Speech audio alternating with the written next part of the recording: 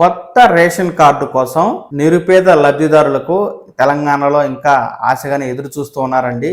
ఈ మేరకు గత బీఆర్ఎస్ ప్రభుత్వ హయాంలో కావచ్చు, ప్రస్తుత కాంగ్రెస్ ప్రభుత్వ హయాంలో ప్రజాపాలనలో కావచ్చు, దాదాపుగా 20 లక్షలకు పైగా కొత్త రేషన్ కార్డుకు దరఖాస్తు చేసుకుని ఆశగా ఎదురు చూస్తూ ఉన్నారు.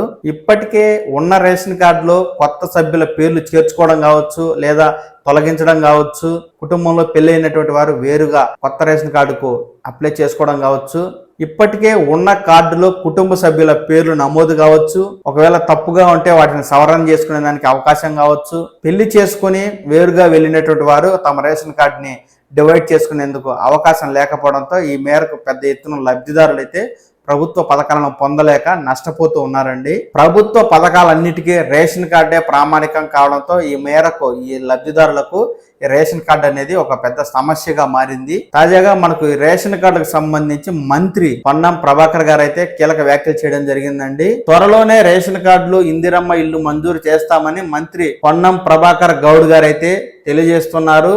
గురువారం జరిగిన జెడ్పీ చివరి సర్వసభ్య సమావేశంలో మంత్రి గారు పాల్గొని ఈ సందర్భంగా మాట్లాడుతూ రాష్ట్రంలోని 26,000 ప్రభుత్వ పాఠశాలలో 1,100 కోట్లతో మౌలిక వసతులు అభివృద్ధి పనులు చేపట్టామని తెలిపారు. ప్రభుత్వ పాఠశాలను సుందరంగా తీర్చిదిద్దామన్నారు. ప్రతి సమస్యను పరిష్కరిస్తున్నామని, త్వరలోనే రేషన్ కార్డులు ఇందిరమ్మ ఇల్లు మంజూరు చేస్తామని స్పష్టం చేయడం జరిగింది.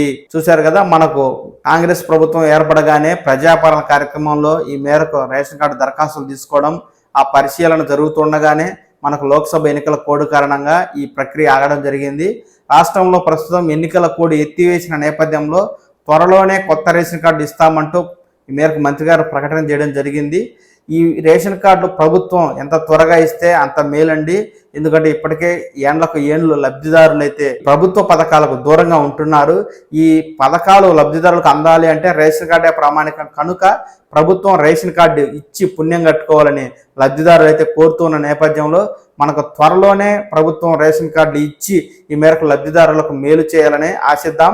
ఈ రేషన్ కార్డుకు సంబంధించి ఎలాంటి సమాచారం ఉన్నది ఉన్నట్టు నేను మీకు తెలియజేస్తూ ఉంటాను. ఈ సమాచారాన్ని మీరు మీ మొబైల్ ఫోన్ ద్వారా ఎప్పటికప్పుడు తాజా సమాచారాన్ని తెలుసుకోవాలి అనుకుంటే ఈ పవన్ టాక్స్ తెలుగు ఛానల్ని లైక్ చేసి, షేర్ చేసి, సబ్స్క్రైబ్ చేసుకోండి. నమస్కారం.